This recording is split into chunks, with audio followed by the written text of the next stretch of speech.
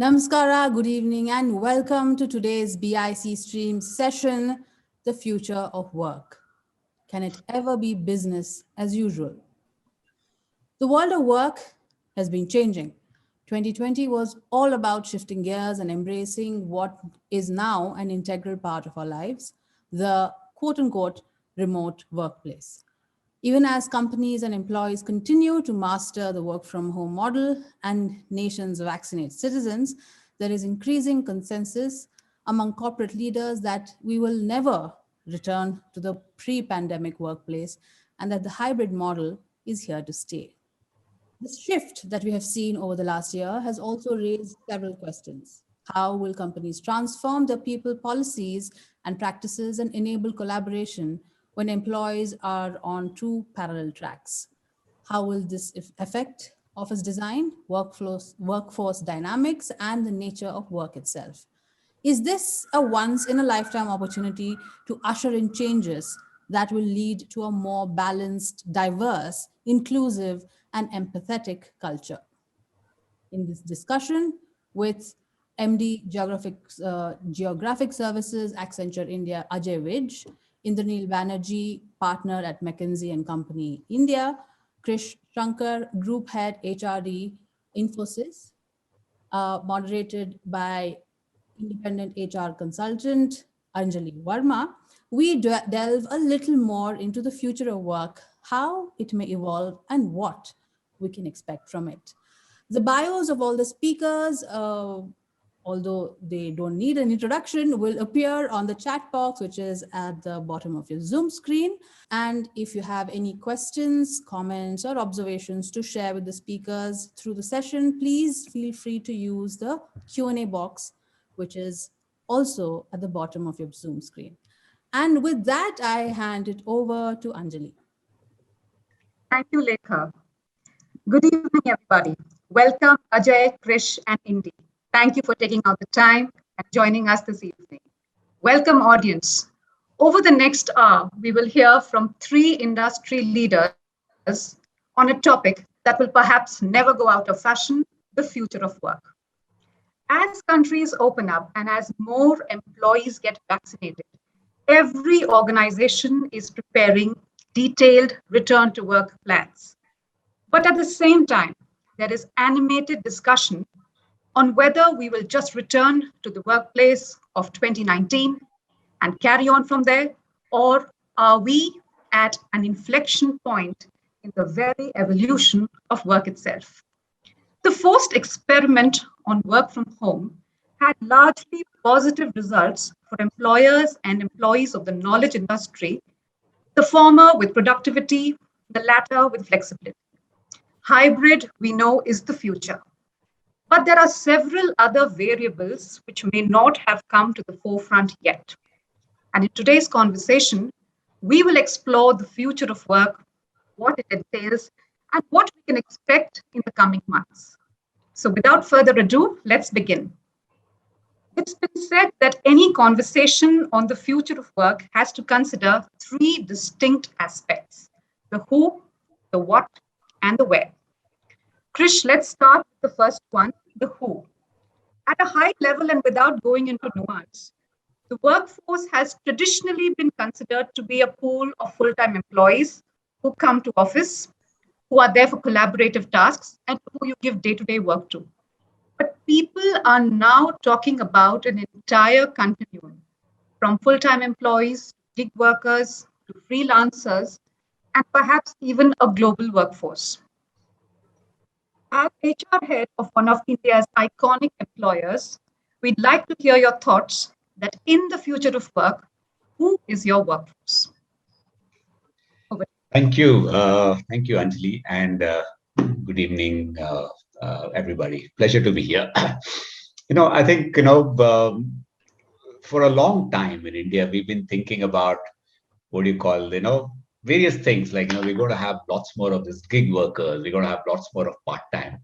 But India was really a country which was quite rigid in many of those things. Yeah, if you look at part-time workers in India, it was very, very difficult because you'll commute for 2 hours or 1 hour or whatever it is.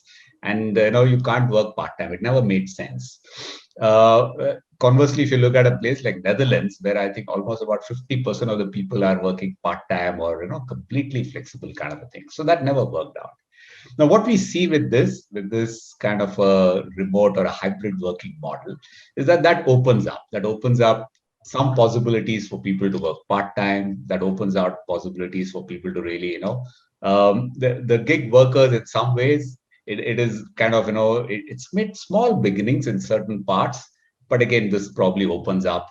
I think clearly this also opens up for jobs that people never thought could be offshore. So therefore you have probably people rethinking, saying now can I rethink which jobs can be done in a very remote place. So therefore many organizations and others will look at some more form of extreme offshoring, and even within the organizations you would say, listen, why do you need somebody sitting there and doing something? Can I do it remotely? We've done it so far. So you may start thinking about it in terms of how your work will change, but that will also mean you'll kind of look at the different types of people.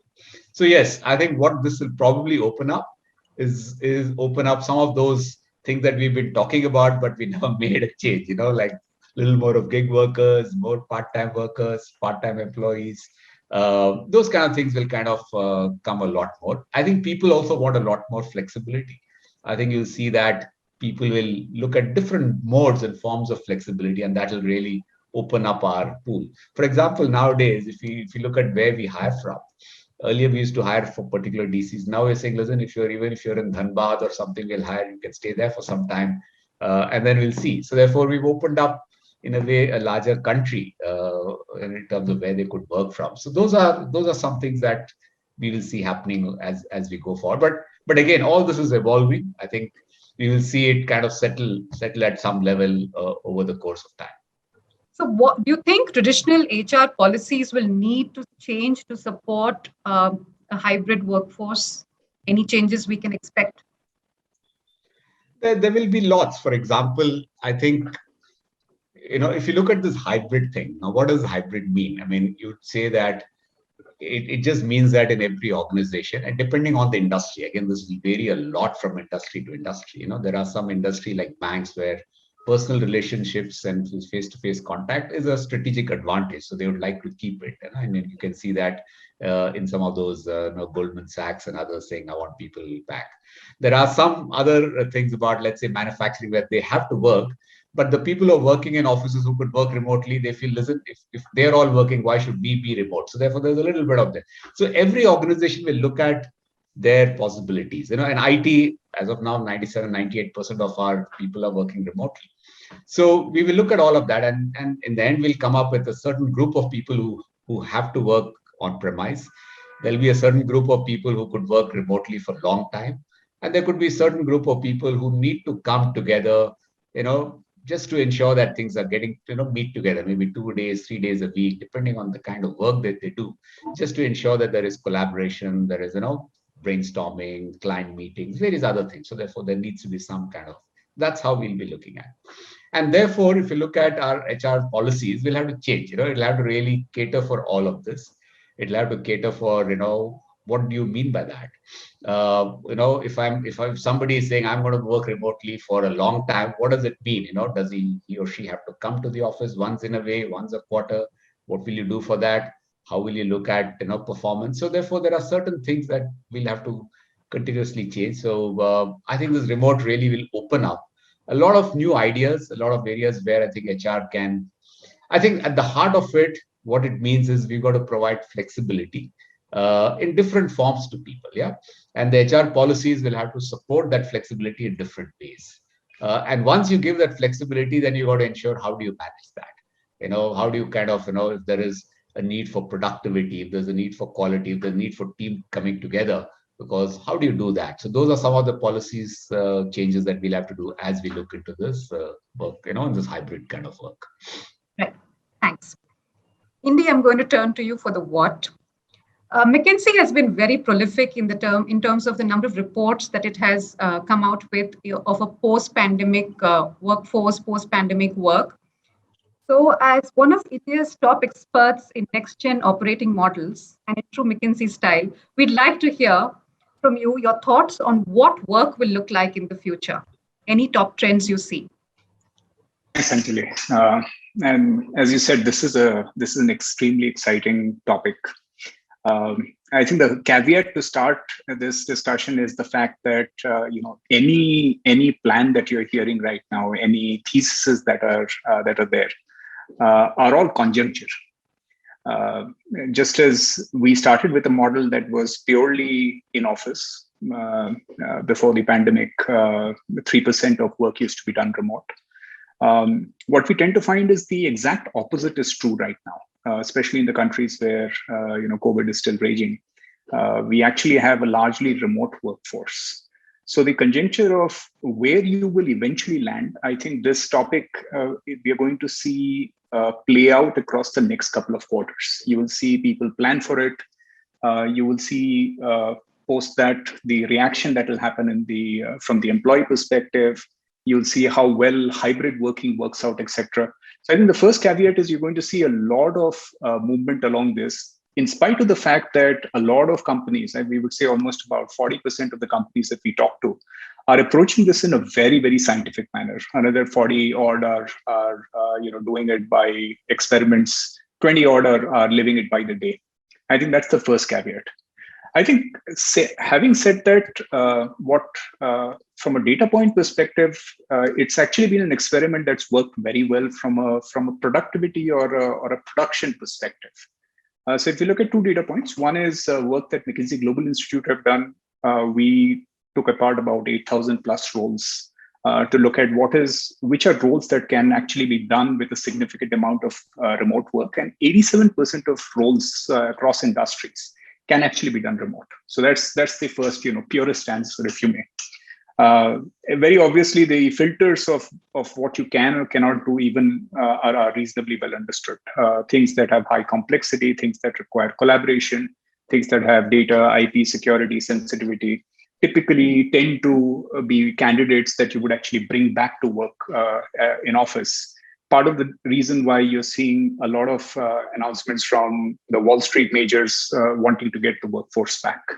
But at the same time, when we actually ran surveys on what we call as the DOM, the distributed hybrid operating model, what we find is that on average, productivity has actually worked well in a remote setting. 56% of folks, that includes people who are ops and tech majors, are reporting that productivity is as good as pre-pandemic or better. So the top line on that is that in the model, productivity actually does work well. However, experience over time, there is a degradation. So if you made the health of the processes, you need to do a lot around. And what that will drive, I think, is we've just released a survey where we covered two bunches. One, we did the employees, and one, we did the employers. And I think that's the third piece, which is a very interesting piece when you say what can be done. First is when you look at Fortune 500 companies, what have they said? Half the companies have actually not made any public announcement. That goes back to the thesis that in spite of this playing out for a year, people are actually doing a wait and watch. They're figuring out what will happen. The half that have done it, 56% of them are actually saying the future is hybrid. So the first piece is that if the rest of them declared exactly the same, you'd have a future that's hybrid. In office, folks who have declared, it's about a third, and 15% are remote majority. But when you flip the lens to asking the CXOs what their view is, 90% of CXOs are actually saying that a model which is pivoted around the office is what they will look for, right? So that's the first dichotomy that we see, that at senior leadership level, the belief that the model will hold over a period of time, I think is a concern. And that will shift the range around hybrid by sector, by client, by location. The converse, however, is true for employees. When you go back and ask employees, and we polled about 5,000 odd employees across countries, across sectors, we actually heard almost 70-75% of people asking for a hybrid or a majority remote model. So you're also seeing folks who are actually coming back and saying that we don't buy into a model which is back to office.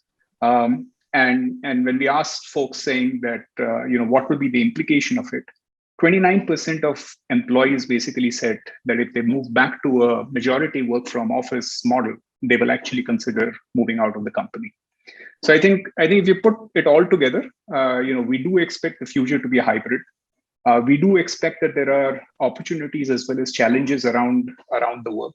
And we do expect movements, which you're already beginning to see. People making announcements after a couple of months, they're basically going back, or weeks, they're going back to modify that with regard to extent of remote, etc.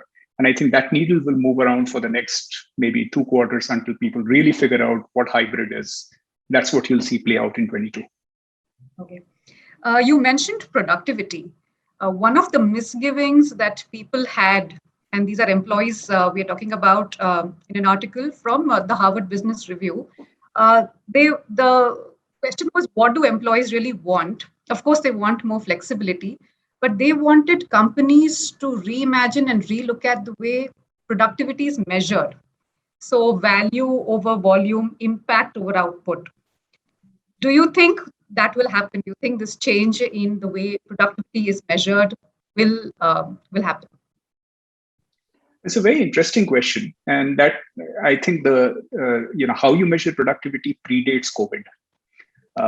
And one of the most interesting themes that we've seen emerge out of COVID is basically the move towards more agile ways of working. So companies that have done well, when we actually split the data into what we call as the ones that have been resilient versus the ones who've not. And the simple mapping on that was people who self-reported better productivity and experience for their employees versus folks who saw degradation. We actually saw that there were 15 characteristics or 15 practices that kind of stood out. Among them was agility. And a big part of that was empowerment, self-reporting, degree of flexibility around the workday, and really being able to focus on outputs and outcomes versus inputs. So I think the big piece around this, and that's one of the things where in one of the interviews when we were doing with the CEO, he said, this is the death of visual management. We've all grown up as managers literally seeing the subordinates in front. A big marker of whether someone's busy is not really the output. It's really is the person physically there. And the future will look different, especially in the hybrid model. Therefore, we are seeing that the folks who've been resilient are actually talking about changing the performance metrics. It's more around OKRs, objectives, key results. It's more around check-in, check-out with people having flexibility around it. But the big part on that, Anjali, is that's not applicable for every type of job. So when you go by complexity, when you go by the sectors, that tends to vary. But clearly for folks, if they have to bring in a degree of hybrid working, having a model which is where productivity gets measured, at least partially in a different manner, where people have more outcome and output focus, will be very important. Right. Thanks, Iti. Ajay, let's talk about the where. If you stop and think about it, a lot of traditional processes and practices were built around a physical workplace. And as real estate experts keep telling us, location, location, location. But it's being said that the workplace today is no longer a building or an office space, but rather a mindset. Ajay, as part of your role leading geographic operations in Accenture, you are at the cutting edge of some of these, I'm sure. We'd like to hear about how office design and space will evolve. In other words, what can we expect from the workplace of the future? Sure, thanks, Anjali, and good evening to all. And maybe at the risk of repeating something that Krish and Indy have already said, sure, 15 months of a very successful experiment to basically say that work can be done from anywhere. Completely agree. Not just work, today it's possible to do everything virtually, whether we've seen schooling, wedding, Zoom evenings, sessions like this. So it just proves that I think we moved ahead by at least 5 years, if not 10, in terms of adopting this entire digital technology. So that's the good part of it. Getting futuristic about it, there certainly is a disruptive opportunity sitting for us. Will it be a great reset, or will it be a journey that will happen? We will see as we go. But yes, what's emerging, let's call it the hybrid working model. Essentially, it is about flexibility, right? Not just flexibility, it's about fit for purpose. You heard the other two speakers talk about it. We are calling it a omni-connected experience, right? Wherever you are, if you're connected, you can really get the experience of work or work from there. However, it's complex, right? Let's begin with that. It's certainly not a broad brush approach, correct? Regulatory, to be seen post-pandemic, how does the government react to it? So far, touch wood, they've been very, very supportive through the pandemic, right? And I think that's what we are building on. Clients, right? I think Krish referred to it, but there will be some clients who will come back post-pandemic and want you back in offices. Financial services could be one example. No matter how much we show in terms of data security, etc., that can happen. That could be a client call or an industry call that can happen. I personally also believe that it will need to be a change that happens in the ecosystem, right? Just by one, let's say IT as an industry saying hybrid, it's not going to be successful if the system around it doesn't change, right? If you're sitting at home, how are things going to happen around you? Kids are at home or kids are in school. How do things move really in that? And that will really make a difference. So complex, yes, and certainly not an overnight change, correct? We all see it as a few years of gradual evolution. Yes, we'll go into step one. Let's see how it happens. Go into step two. Good news, however, is that at least for the knowledge industry, I don't think it's a new thing. Maybe quite informally, but many companies have been investing towards this, right? And I think many of us survived the pandemic well because of the investments that got made into the whole digital world, right? Today, e-commerce or IT as an industry, connectivity, just the sheer ability of all of us to connect through the pandemic is all a result of those investments that happened, let's say, in the last 5-7 years.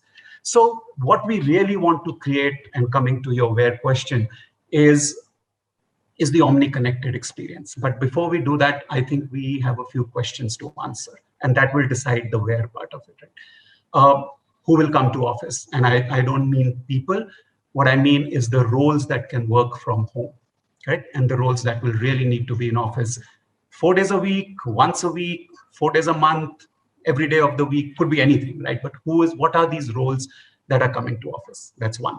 Two, equally important is how often are they coming, as I said, and with it, what is the purpose of their coming to office, right? If they're going to come like they did pre-pandemic, 5 days a week, a different space needs to be created. If they need to come once a week for let's say just community gatherings or networking or collaboration of some kind, a difference design element comes in. And then if the third is, of course, they're only going to come, or you're just basically trying to connect with them every once in a while, something else needs to be created. And that's where the way we are looking at is there's a me space, there's a we space, and there's a us space. Me being, I put my head down, I need to be working 8 out of those 9 hours that I'm in office because I can only do it in office. You need your secluded space. The we, of course, goes on a step further and says, we need to work as a group. There's collaboration, design thinking, innovations happening. We need to be face-to-face. Sure enough, you need that space. Come to the us is where we are coming once a week. Let me imbibe the culture of the organization. We want to meet as friends, and that gets created. That's the part. So that I think the purpose of coming to office will really decide the where, and I'll come back to this. Work from home, yes, that's the term in the hybrid that's being put. The very critical question in that, I think, is where is home? And that will take time to evolve. If it is going to be in, let's say, we are present in 10 cities today, if home is going to be in the same city while you're coming to office only once a week, a different kind of handling needs to be done. Over a period of time, it might be, you can be in satellite cities or neighboring cities, that's fine because you need to come only, let's say, 2-3 times a month. Suddenly the support system around it needs to change, right? And then hopefully if it evolves to an extent that you could be anywhere in the country, doesn't matter, and as long as you're connected, or we will come to see you once in a while. When I say we, the good old style of the HR guy or the workplace guy or the finance guy will come once in 3 months he's available for you to talk to today. Maybe that's the scene happening in a hotel. How do we support that system, right? So where is home is really going to be important to decide the where strategy of this entire hybrid. I also see that in future, there's going to be something between home and office, right? These could, as I said, could be satellite offices. So very simply put, hub and spoke. All us big companies have 6 cities of presence. We might want to make it 10 cities and go into, or 20 cities and go into satellite offices, open small offices so that becomes landing spot for our people. Co-working space, I'm not talking about co-working where we take bulk space and build an office, but more about I need secluded space for 2 hours today for this kind of a call, I will hit the WeWorks or the CoWorks next door and use that. That could be a model where memberships or partnerships companies could be taking. I actually joke with my developer friends, that every large apartment block that you have, along within the clubhouse, I think there should be a 50-seater office in the future. Right? Let people go there when they really need to do one of these critical sensitive calls, or even half a day that you can, whatever, it could be pay per use, or it could anyway be the association thing, and say that could be my connecting point as I go in future. So where is evolving, simply put, Anjali, and let's see where it goes, but we're all preparing for it. Super. Thank you. Krish, related to productivity is the concept of burnout. 2020 was called the year of the burnout, and almost everybody we know spoke about the anxiety, the stress that they had to undergo because they were always on and because of longer working hours. The home is often looked at as a place where you de-stress and switch off. That option was not available anymore. While what will companies do differently to embed well-being in their strategy to reduce this anxiety and burnout? Can you share some best practices? Yeah, thanks. No, I think that's a very, very real issue, in the sense that while I think, looking at our own experience, I think the first quarter people were very happy, that they got lots of flexibility, etc., etc. But slowly that kind of, came down, and it came down to the normal levels. And different groups of people kind of, went through different emotions. I mean, I thought that some of our middle managers were much more stressed because they had to manage lots more, at their thing. So therefore, and of course, working caregivers and working mothers and others, all of them also had extra thing. So what we've seen here is, I mean, if you were to look at it, productivity went up. I think that's clear. Maybe they also had flexibility, but that the day extended longer. That's how they kind of managed it. Now, and one key thing in this is what I call as, I think over time, and as Indy said, I think the digital intensity of their jobs went up, and therefore that kind of was impacting them, and therefore it's a little bit of a as they call, you want to call it burnout, or they're just feeling a little more stressed or stretched, etc. You're right. I think in the past, when they come home around 6:37, after that they'll just watch the TV and just forget everything. But now there are calls and this and that, and I think that boundary is gone, and therefore they've got to kind of manage through that. So what are some companies doing, or what are some of the best practices? And is this, I think, number one, ensure that people get a lot of breaks. That's common sense. Ensure that you have breaks, and while you may have calls in the evening, but ensure there are some time that people have breaks. Give people time so that they can manage their other work in between. Don't schedule calls and meetings at key times. Let's where they need to do some work at home also. So that's one thing that is there. I think the other thing is really how do you avoid this is, we've got to start looking at, in most companies, is to build a complete wellness strategy. Yeah. Now, what happens in our wellness strategies, we do a lot of these wellness webinars and stuff like that. But I think we've got to take it to the next level and integrate it with the day-to-day work, in the teams. I think that's where we need to do it. So get the managers to really talk about wellness and give them tools and techniques to help them. If you ask people, managers, what is anxiety or what is this? I mean, in the past, I would say about 2 out of 10 would say something about it. With this pandemic, I think it's moved up to maybe 5 or 6, but still there's not enough. People still don't know. So I think we've got to, that part about integrating this day-to-day wellness, understanding that wellness is all about, your social, emotional, mental health, everything together. And looking at it in everyday work is something that we've got. Yeah. And I think that you do by talking to managers, training them, and building routines during the day where they can kind of check that out. So that's the second thing that we need to do. I think the third is, in all of this, is really reigniting this whole thing about purpose. What is, and getting the teams and the managers to really look at purpose a lot more.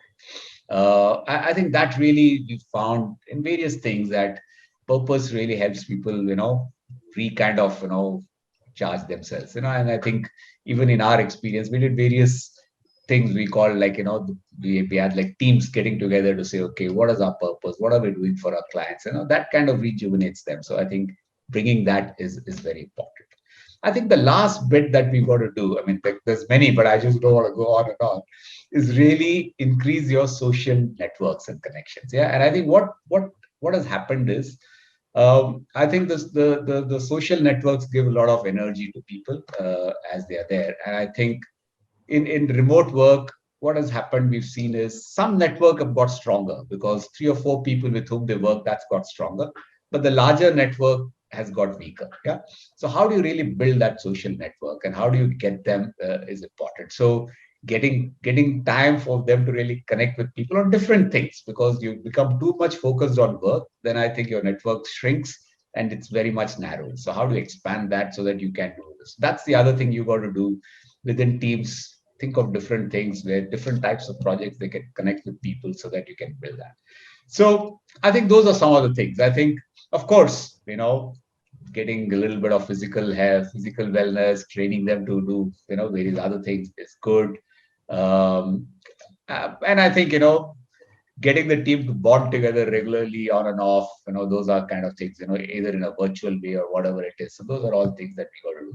But I think just these are some things, integrate the whole wellness into the manager and their role. How do they want to do it in routines during the teams? Increase the network of social connections a lot more. Ensure that you build something around purpose, talk to them and, get that there. And ensure there is regular breaks and stuff like that people can do. They also see that, listen, there is a way to manage this digital intensity. You can take breaks and stuff and make it a little bit more autonomous. Indy just mentioned that I think while people have this, they're happy with this flexi time. If they have more autonomy around it, they are much more, they'll feel less stressed. So therefore, as much as possible, the autonomy to manage their time within given cadence of meetings that you can do. Yeah, and reduce reduce the meetings where you can. So those are some things that one can do to really reduce this burnout and improve overall health of people, I think. Right. Thanks. Indy, do you think well-being has got its much deserved seat at the table, at the strategic table? Do you see any trends here? Absolutely. Again, one of the topics, I think, when you say has it got a seat at the table, I think it's still emerging. And of course, you've got Krish and Ajay talking from the people side who can talk about it. But I think has it got the kind of mind share? I think we are still in early stages. People realize how important it is. But if you talk about the trade-offs that are there, to the extent that people understand it not from a soft aspect, but from a hard aspect, what the implications are, how seriously will you invest time and budgets around it? What percentage of time will you actually take away from leadership, from role re-architecture? I think we are very much at the emerging stages. The plus is that the awareness of it has gone up very significantly, and again in our survey when we actually picked up, what is very interesting is when we asked the question saying, do people feel concerned or what will be the impact on mental health when you have a return to work and a majority return to work? 44% of the 5,000 folks we polled actually said it was a concern. Right. So I think the first thing is that, if that's not a bright red light for any employer, we don't know what will be. I think the second is that when you actually split this number, it becomes even more concerning because when you split this out and you start actually taking it down the aspect of, women, when you take it down the aspect globally of minorities, what you find is there is a disproportionately skewed number. So very simply put, from the women in the workforce, half of the women who are currently in the workforce actually feel a concern around mental health and well-being. And I think therefore the topic will break into 3 levels. One is just an existing topic that we necessarily have not given as much of focus coming into COVID. So I think anyway that was there. I think the second is under COVID, everything has gone up multifold. And what we've done is that we've actually created a playbook. But just if you think about it, it's 13, 15 months versus global delivery is 25 years in presence. So I think very much an evolving playbook around wellness. So what we have is we have what I call band-aid solutions versus industry grade or institutional interventions that we could do. Especially when you're hearing a factoid like 49% of people saying that there is a concern. Are we intervening at that level? And then the third is, how do we rewire everything so that we do it at scale? So very simply put, if have our policies, have the role of leadership, have our benefits, have all of this got rewired at scale, or is this still at 2-5%? Right. So the third piece is very much work in progress. And again, as we said, because it is in flight, we've solved the first part of it. People are now into the second phase where, it's health and safety. You're trying to get the vaccinations done. You're trying to make sure that you start moving into hybrid. The third phase will be, that's the next normal. At that point, when you kind of step back and say, what are the implications that you're seeing? I think there you will see a very significant intervention. And it will be driven, as we said, by elements of workout, by burnout. You'll see it will be driven by elements of disproportionate impact on diversity, etc. That will actually lead us to rewire. Thank you. Ajay, in the mind of the average employee, there are contradictory thoughts. They want in-person collaboration, but they want to retain their remote flexibility. So when companies start planning from their perspective, from a collaborative perspective, you will have some people working in office and some remotely. How will that affect meetings? Because it might lead to an office in group and a home out group, and dynamics will get affected. So are companies going to actively think about this when they plan the return to work and the hybrid model? No, so very true. And we certainly see that happening. In fact, happens already in a way, even in the pre-pandemic scenario when teams were scattered across the cities, right, across various states and offices within a city itself. So it's not that you were in the same office prior to this. Now, whether you're connecting from home or you're connecting from another city into a meeting, it comes to the same thing. Excuse me. Obviously, over a period of time, some digital etiquettes have got formed, right? In fact, I personally insist that the Monday morning meeting, everybody be into their respective offices, even in the pre-pandemic, because you were talking to the phone or to the screen and kind of addressing everybody at the same time rather than 5 people in a room. But see, the larger piece over here is, of course, providing a balance of who is where, when, and how do we bring it all together, right? What comes into play is our ability as an organization to make collaboration very inclusive, right? It should truly get embedded in the DNA of the organization, right? Every part of every meeting or a virtual connect should override the fact who's in office, who's there. The inclusiveness should be so much that everybody feels a part of it. How do you do it? Obviously, a lot of change of behavior, right? Change of behavior from leadership, from supervisors, from even the employee who's looking for this. You need better storytellers, certainly, right? So immense amount of social movement behind this. And just some examples I can give you there. I think today we have lots of synchronous opportunities, right? Organize a call, get into video call, do more town halls that are calendared, put one-on-one meetings on the calendar so that you're talking more. What organizations are trying to do, and there are enough technology stacks for this today, is the asynchronous collaboration, right? I should be able to quickly write a note or a chat to you that, hey, Anjali, quick thought came to my mind, we will connect on this later. Something that's a substitute to be walking down to somebody's office when I was in office and saying, you got 2 minutes, I got to chat about something. Or you would over there pick up a pen, start writing on the whiteboard. In this case, you should have the ability of pulling up a whiteboard in that chat and saying, hey, I was thinking of this, just draw it out there.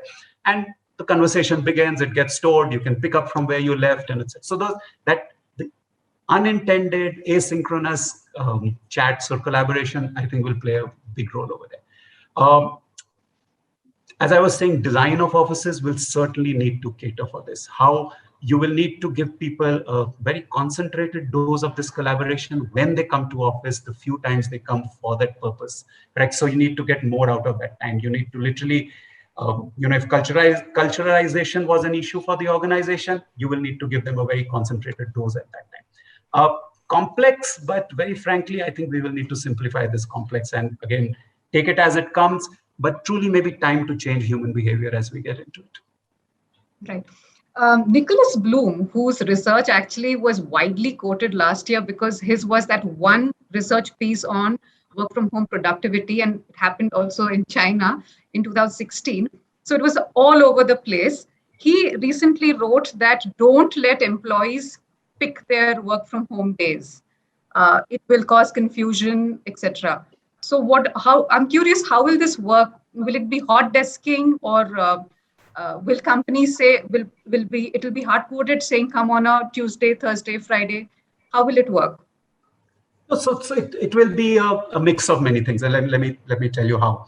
A few things that have changed. We know work can happen from anywhere. So that's the first big change. Two, I think by force, most organizations have enabled people with mobile equipment, right? Everybody's on a laptop. Even if they were on a desktop before the pandemic, today everybody has a laptop. Third thing, if you could add to it, and I'm coming from the large organization culture, that there is no named seat or no named office. Correct. Now, if you put these three things together and get into practicality to say, at any given time, 18 to 20% of people were not in office anyways, right? 8 to 10% is always on leave. If everybody wants to take their leave, people travel to client side, people will be here and there. So most companies actually had a flux of, let's say, that kind of 10 to 12, 15% of seats, since we are talking seats over here, which today gets very manageable as let's say productivity or utilization of that inventory. Now, what does that lead to? Yes, hoteliering. Very simply put, I want to come to office day after tomorrow. I want to be in this office. You look for a seat, you do. The complexity we see in this, Anjali, is that if you're going to come for collaboration and networking, then just a seat somewhere in the building is not going to help you, because 30, 40 of you of the same team are going to come on that day. Right. And if that's the case, you're going to need bulk booking, what we used to call in my hotel language in my previous life. Right? You literally need banquet halls booked. You literally need cafeterias to cater for this. You need transport that brings you in together. And that's the complexity that we will solve for. And I think just that concept will also take away to say, I don't want to come Mondays and Fridays. I will come only Tuesday, Wednesday, Thursday. Yes, but guess what? What are you coming for again? Comes back to that primary question. If you're going to come to be with your team, then your team is going to come on Mondays and Wednesdays. Your team is going to come on Tuesdays. Your team is going to come on Thursday, Friday. And let us know what you need for that. And that's how the companies will start catering for that. Right. Thanks. Krish, given what we've just heard from Ajay, how can companies enhance collaboration? Steve Jobs famously said that the best ideas came to him when he was walking to the water cooler and he ran into somebody who sparked an idea. I also read that WhatsApp is the new water cooler. So how is collaboration going to happen in this remote hybrid workplace? No, I think, what I've seen, Anjali, is that if you look at the last year and a half, I think there's been lots of collaboration. Yeah, I think people have stepped up. I think they've been inventive in terms of using all kinds of modes that are there, and they've delivered. And even if you look at just take an example of the IT industry, and we've got people now sitting across all parts of India. It could be and they're all working and they're getting things done. So I think there is a great amount of resilience that has been built up. Yeah, and I think thanks to what people call as the relationships or the social capital. Okay, over time they've built that relationships, and that social capital is now really making things work and being productive. So, but the question is, going forward, I mean, now that you're hiring a lot of people remotely, now that you're going to, how do you make this happen? How do you bring this thing? I think that's going to be a challenge for us. Firstly, I think there is a plus to this remote working, and collaboration, because I think people nowadays, if you look at a meeting, it starts on time, it ends on time. There is the technology has helped collaboration in some way. Yeah, so that's one part. But the part is the softer part. How do you build those relationships, etc.? And I think that's where I think organizations have to start building it. Now, if I just step back and say, what is the social capital? I think social capital is our relationships, the strength of our networks, what we have built over time. Oh, that's what it is. And that's now paying off. Now, how do you build it? I think organizations have to create the structures where these kind of interactions can happen. Uh, your normal interactions within team happen anyway because you're working, but try and get interactions which is beyond the team. Try and get people with other teams. So therefore, try and set up different types of structures, even in a remote way, where you can connect. I'm just taking an example. For example, if people in HR work a lot with the business as well as with people in finance, as well as with let's say with talent planning, etc. What else can you do differently with these teams? Think about projects that they can do, think about different ways so you can start building that. So that's the kind of a thing that we've got to do. You got to have lots more structures like mentoring, which is across businesses where people will be able to really do that. Get to know what's happening in other parts of the business so that they can collaborate more. So I think over time, I think we've got to start building and rewarding managers and people who are going out of the way to build these kind of relationships beyond their day-to-day kind of small work teams. That's the other thing that we've got to do. So those are some things that we've got to do. I think in the end, I think what we've got to do is incentivize managers, incentivize teams to really work with and build people to become more pro-social. Yeah, that's what will help us build more collaboration, build more. We've got to ensure that get people to build relationships not only within their teams but beyond. So that will help collaboration across the company. Ensure that is done in some ways. Create those structures which will help people do that. Reward people for helping behaviors. Make what in jargon they call pro-social behaviors. Get people to really be helpful of others and reward those. And if you can incentivize and reward those kind of behaviors, then you'll have much more people doing it, and that will increase more collaboration. I think the third thing of collaboration is there is a need to get people together once in a way. That physical thing is also very, very at the heart of building collaboration, building teams, etc.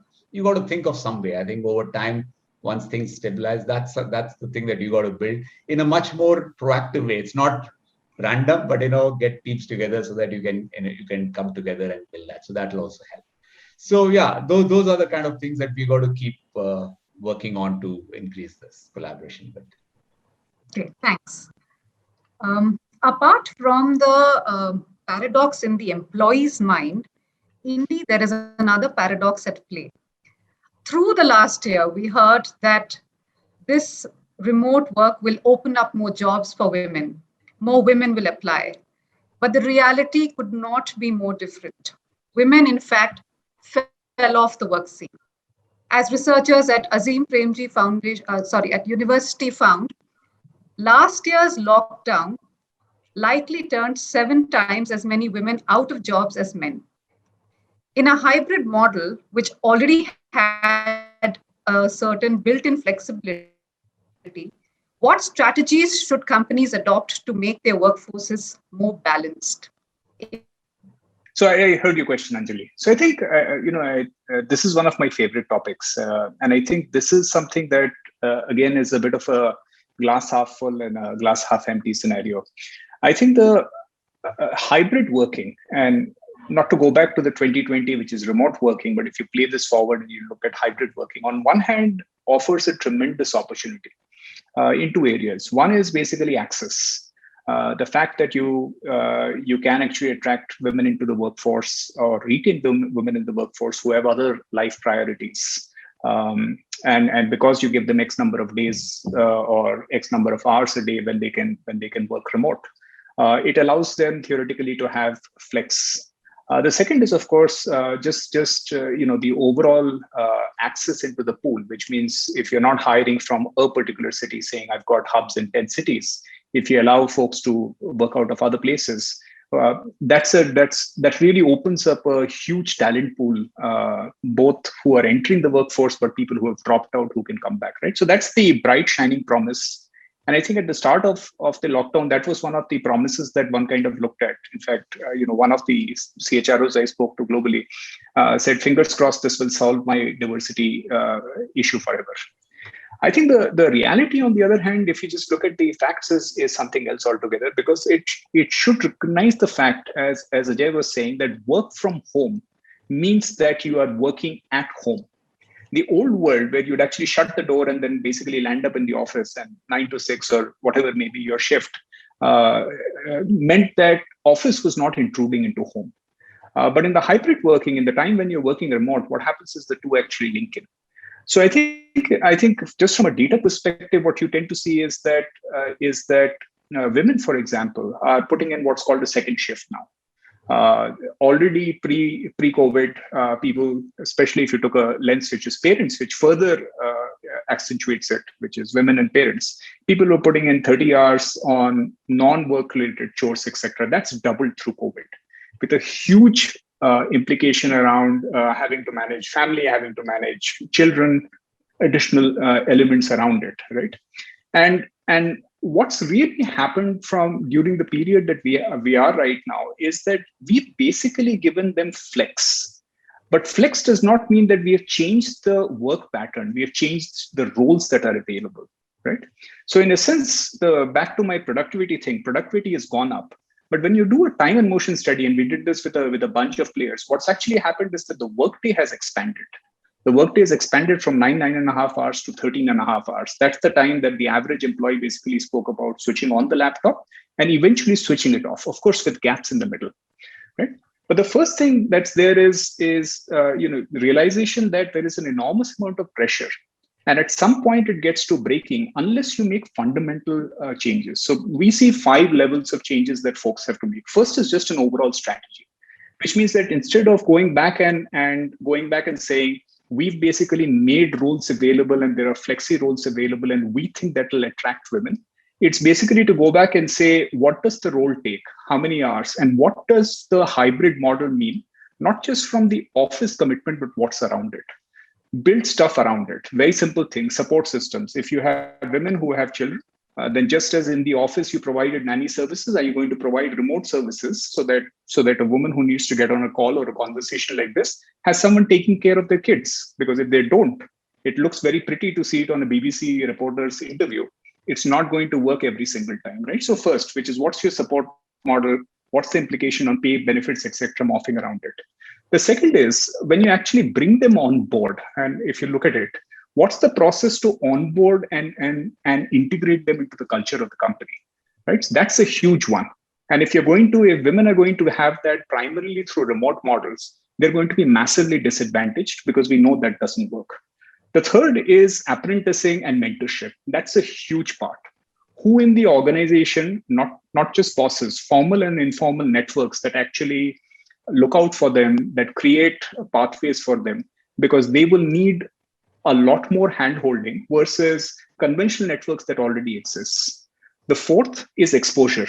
How do we make sure that exposure happens, particularly if you're going to have people who are going to be less in person? So back to Krish's point, if you haven't pressed the flesh and built the social contact, how do you make sure that happens with someone who is an MD in an organization or a senior partner? How giving that exposure? How are you creating events and activities around it? And the fifth is, how do you build it into the career track? For me, for example, if I just look at the firm, one of the huge selling moments for us had been a women partner basically standing up and saying, I made partner and senior partner on a flexi track after I had kids. That's a huge piece to be able to say, because that basically says you've got a career track. You're not living a second-class career because you have flex around it, but that requires you to re-architect the overall approach and choices you make at each time. Right? So huge opportunity, but right now, unless you do it structurally, it's not going to be something that will stem the bleed that you're seeing. Right. Thanks, Deep. We have a lot of questions from the audience, so I will just go quickly to my last question, which is on organizational culture. And my question is, in a remote work world, how does culture at work get percolated? How does it get socialized or even maintained? Or will we need a culture to support hybrid work? Ajay, what are your thoughts? So a lot has been said already, I think, amongst in the last 45 minutes. The other aspect that's not been brought up, and I want to bring here maybe in the culture piece, is the crux of it is trust, right? The trust that leadership is showing me the right compassion and care. That's a good culture to have. Confidence that my company is capable of navigating the future, just kind of eases in people. That's a good culture to have. See, things like physical needs, I think all of us will, what could have been a best practice, as I think Indy rightly said, is going to be a normal practice going forward. So enablement of the right work environment at home takes care of some part of the culture. Mental needs, a lot has been spoken about, right? So culture of building that whole psychological resilience. The third thing, which I think really is going to play a role here, is the relationship needs, right? Meeting people's need for connection, their sense of belonging, that whole secret sauce or the glue that will bring it together. Now, yes, certainly leadership will play a different and a very prominent role in this. I think in every conversation, you will need to um, integrate purpose and values into literally every conversation. Again, I come back, you need to tell a story about the organization, even if it's a virtual meeting, and be consistent about it. Doing it once and forgetting about it till the next town hall 6 weeks or 6 months later ain't going to work, right? So consistent communication, consistent connects. Uh, One thing that really comes to mind, which maybe was not so much required because people saw people moving around in the office, is the ability to, the amplify the whole role model concept. You need to build more role models. You need to amplify their presence. They need to reach out a lot more. That's how culture really develops, in my opinion, over there. Finally, yes, again, whenever you're meeting in person, you will need to do a little, capsule of this is what we are for. This is the culture of the organization, especially for the new joiners, because the big question that is doing the rounds in all these discussions is a campus kid who's never even seen a corporate world, forget about your organization. How are you really going to show him how does work happen? What do we stand for? What is our purpose? What are our values? So those kind of events, you will really need to do it in a lot more focused and a higher impact manner to be able to build that culture. I'll let Krish and Indi add to it. Krish, what are your thoughts? I'm also going to add Prem Chandavarkar's question, which is on culture. With work from home workers less accessible to routine instruction and supervision, will increasing work from home require that organizations shift to a more entrepreneurial culture? I think there are two things that are there. I think, and let's just look at, while there are many things here, just look at what are those one or two things which will be essential as we move to a much more of a hybrid work. Yeah. So I think, as we all said, there's no one way of hybrid work. There are different ways. And I think each organization will decide what it is, and it'll evolve over the next couple of years. But what is that thing that is needed? I think the first one is trust. I think that's very important, because managers trusting people, people trusting each other, people trusting each other to do work, I think that's going to be the number one. So I think we've got to start building a lot more trust. Number two, I think, is really this thing about collaboration. Yeah. And I think, how do you really ensure there is, people are taking accountability for their work and collaborating work, and doing it. So those are the two key things that are going to come. So the big part in building this culture will be, how do you start? And there are various ways, in terms of, the role of managers and leaders being essential in doing it. As a company, how do you reward and recognize which are behaviors of collaborative nature, pro-social behaviors, people who are mentoring, people who are helping, people who are supporting. Those are very, very important. And those kind of people have to be kind of recognized and rewarded much more. And those kind of behaviors are important for sustaining a much more good. And I think the last part would be really ensuring that you don't have this culture. And it's a mindset, I think, more about less a culture of presentism, more a culture of outcome. Yeah. And in terms of, how do you, and that, I think, many industries will quickly adopt, I think, over time, but I think that needs to be built into your performance management system. Yeah. And the focus on results being much more stronger there. So I think these are some things that are essential as companies move to a much more of a hybrid thing.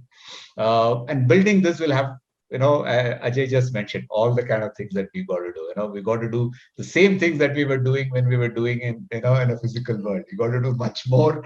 You got to find different ways of doing it. You got to find different ways of bringing those stories alive, different ways of role models, but also assuming that, let's say, 50% of my time is digital. How do I ensure there are communities? How do I ensure there are ways where I create structures where I can do all of this in a digital world? I think we got to bring the same thing in a digital world to create that culture. So those are some things that are important.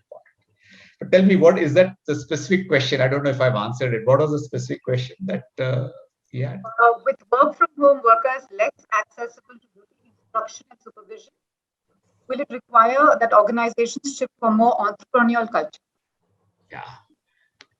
I think part of it I've mentioned. It's entrepreneurial culture means what? It's about more focus on outcome rather than watching every step. Giving people a little more autonomy. And making them. So those will be part of it. More autonomy, more flexibility, more focus on outcomes. Those would be, and these are all elements of a more entrepreneurial culture in a way. But I think the key part of this is collaboration will have to be enhanced much more. As people work, and that's something you have this entrepreneurial thing, but you got to have much more collaboration and much more empathy there for people to really make this work in the future.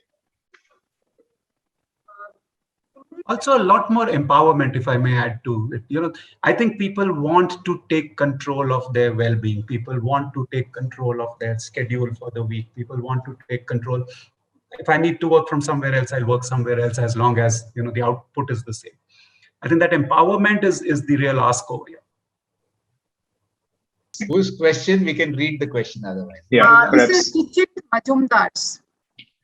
Suchit Majumdar, yeah. Yeah. Got it. Yeah. Got it. The balance of power shifted towards the employee. Yeah. It's quite a heavy duty question. Krish, I would leave the people officers to answer this.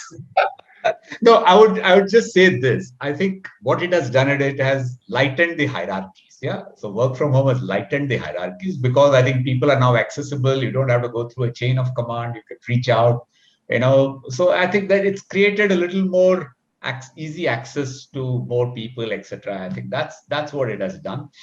I think I wouldn't say there's any balance of power. I think, that is, in the sense that in any organization, everything the balance is always there. I don't think it's going one against the other. One industry, maybe, for example, in IT industry, there's a huge demand for talent. And therefore, that will really take and therefore the organization will have to do to ensure that talent is retained, and they'll have to really manage that. So instead of saying balance of power, I'd say that it has become less hierarchical and it has lightened the hierarchies in the organization. I don't know, Indy and Ajay, anything you want to add? No, I think it's a very valid point. I think, just on a side note, what was very interesting as COVID came in and people started operating remote, the whole piece around visibility of what each level is doing actually expanded quite rapidly.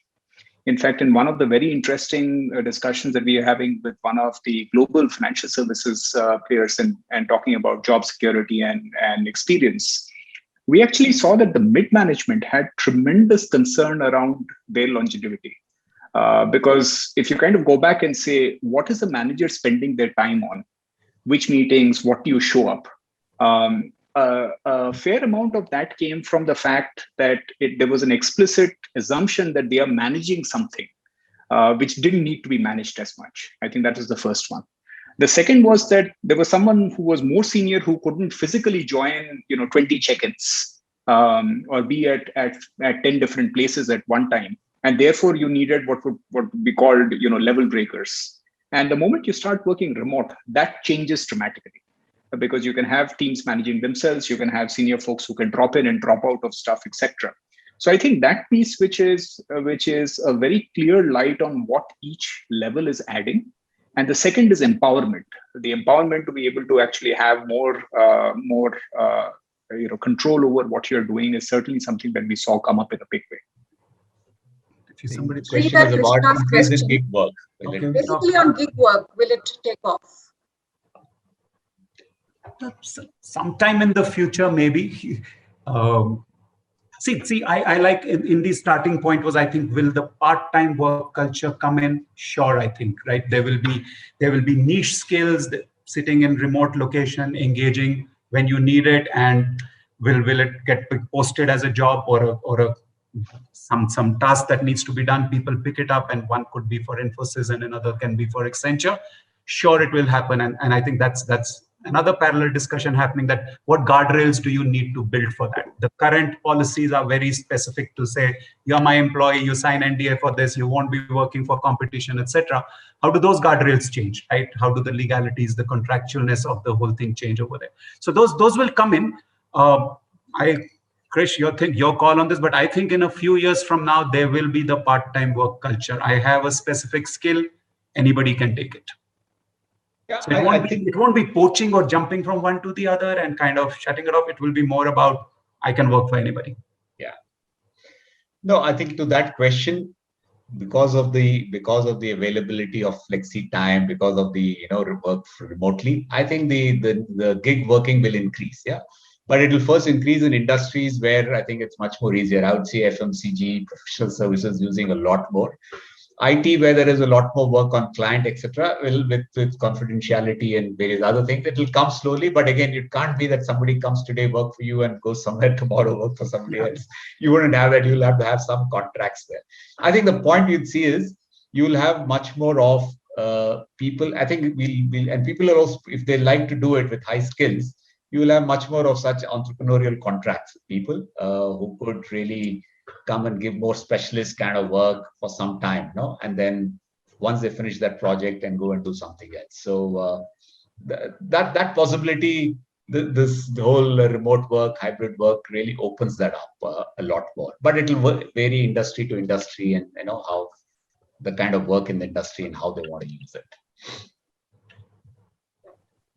I think there's another question on culture. What changes would we need in managers who've been brought up in the traditional ways of managing performance and building an org structure culture? So culture seems to be coming back a lot. I think, I think there's somewhere that I read. I think if you look at it, when you're in a physical space, the manager's charisma kind of works a lot more. Yeah. It plays a bigger role in how he or she inspires, leads their teams. In a remote world kind of a thing, I think the charisma goes down. I think what really works out is the great managers are the ones who get things done for them, who help them, who get things done for them. So therefore, this whole thing about managers who are enabling people and solving their problems becomes much more important than somebody who's kind of, out there, doing this rah-rah charisma type of thing. So therefore, that's very important. So one of the key thing is the manager now really listening to people, is empathetic, is enabling them and getting their work, their problem solved. So that's going to be very important. The second part of managers is trust. I mean, how do managers trust a lot more? And therefore, how do they promote self-managed teams a lot more? How do they make themselves redundant? Because the role of the manager can now maybe take on a bigger role, but have more self-managed teams. And therefore, you need managers who are able to do that, who can mentor teams, give them a light touch so that they can manage it. And then you kind of start doing something else. So therefore, empowering people a lot more, trusting people, making them much more self-managed in some way, giving them that autonomy, but also enabling and solving the problems rather than, this whole over-dependence on charisma and those kind of things. So that's the kind of a thing. I think would be the manager of the future, and the link to and I think as organizations we got to start building these kind of leaders for the future. We got to ensure that we develop them, we kind of promote those kind of people, train all of that, all the stuff to really ensure that you get those kind of leaders. So managers walk the talk will have a different meaning now. You'll have to live the talk literally, right? And that's the best way to describe it. Truly, I think let's understand managers are human. And I think that will be a big change. The vulnerability that needs to be shown, that the people that trust whole thing will be at a completely different level. It's not because the charisma, as rightly said, that's not the thing. Simple things like, strong work culture will need to have a strong switch off from work culture. Correct. And that's the kind of charisma that managers will need to truly live the talk, as I said, to say, this is what need to be done to go forward on that. And that's where people will trust you, because you mean what you're saying, because you do it yourself. I have a question from Aparna. How will the hybrid model support D&I initiatives? What would be enablers and derailers? Indy, I think you spoke about this a little when we were talking about the question on women. Any thoughts? Yeah, no, so I think we did cover it. Like we said, the huge opportunity. Yeah. If you use the fact that it opens up, flexi, it opens up access, etc. But we also spoke about the structural components. I think one thing that I'll keep us focused back on is that people have very quickly, and organizations have very quickly cottoned on to the hard elements of hybrid working. Which is, I need to change my real estate footprint. I need to change, bring in social distancing. I need to bring in certain elements, even of spans and layers, etc. But soft elements and how you wire that in and how you enable that will become critical. So, for example, I can essentially say that I have a target to bring in more women. I advertise, but the problem will be it'll be a leaky bucket. You go out and find someone, they come in, they spend a couple of months in the organization, and then they find that they are swamped because of the second shift. You haven't done anything to handle it, because historically, that's not our problem. There's work and there's home, and I don't actually solve your problems at home. Now that the two worlds have collided, what do I do to set that up, right? And, and perhaps not by myself, but by my ecosystem of partnerships that I put in place. How do I put that up, right? So like we said, those 5 elements, all the way from comp and ben, the support models, what partnerships I do to support the flexi side, mentoring, partnership, coaching, exposure, and the big piece, which is how you onboarding, how you training and skilling. If you did all of that, this could actually be a fantastic silver bullet. Leher Appaya asks, while we can relate to things that change for knowledge workers, what do you think will change for people tied to physical locations, manufacturing, retail, service industries, and how far are we from that? Yeah, it's a great question. Let me have a shot at it, and Ajay, Krish, you should weigh in. So, a very interesting piece of work that we are still doing is working with one of the largest consumer tech companies with regard to their footprint, and it's the future of work, literally, which is look through the entire stack of let's just say tens of thousands of people, and look at how will that change. I think 3 things, right? The first is that we are seeing a fair amount of remote actually come in, even in roles. So if you see manufacturing, for example, very simple. If you walked into a plant, 20 years back versus the plants that you see today, plants that have 300 people will perhaps run with 12 people and a whole army of bots, right? So the implication literally, and even in that, is what sits in presence versus what you can do remote. For example, in service engineering, etc., there's a whole bunch of things that you can do. In fact, our IT services companies are often leading that. Your things go down, you're basically taking remote control, etc., and running it. At the further end of the spectrum, even on retail, etc., not just the online, but what you're beginning to see is the merge of the emergence of omnichannel to an extent, right? So you're going to have physical presence, but you're also going to have remote people videoing in, especially in service support, etc., where you're actually talking to a monitor versus and someone live on the other side versus someone sitting physically. So I think that's one thing that we're going to see.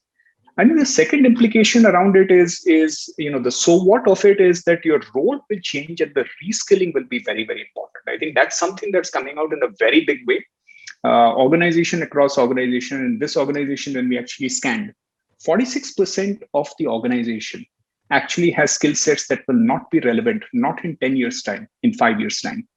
If you think of the degree of reskilling that is required to be able to get them to build to suit for the future, it's immense. And there are multiple organizations that are saying, can we take money that comes out of our remote working components around the flexi piece, and can I actually put it back into the organization so that I can retrain and reskill people?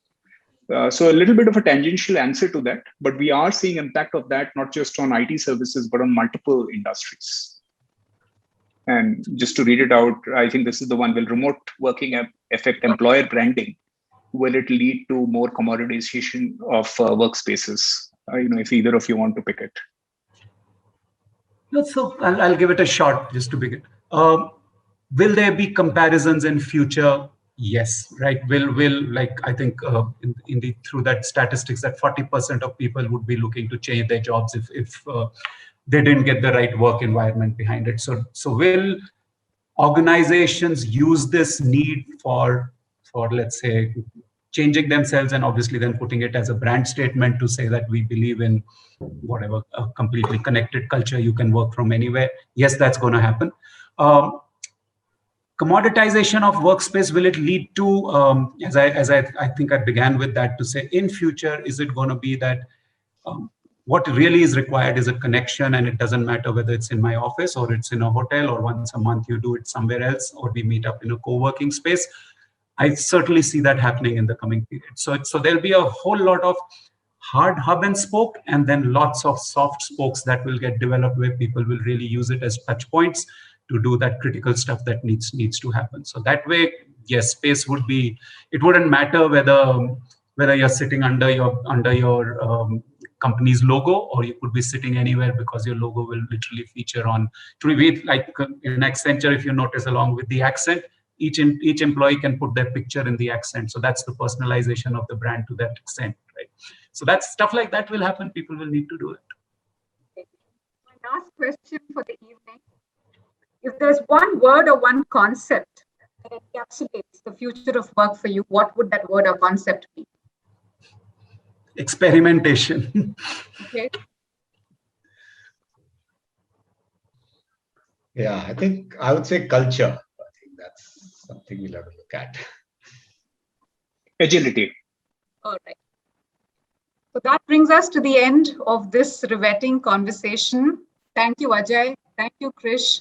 Thank you, Indy, for joining us this evening. Thank you, audience, for joining and making our discussion richer. Till the next time, good night and stay safe. Thank you. Thank Thank you, you. everyone. Pleasure being here. Pleasure. Thank you.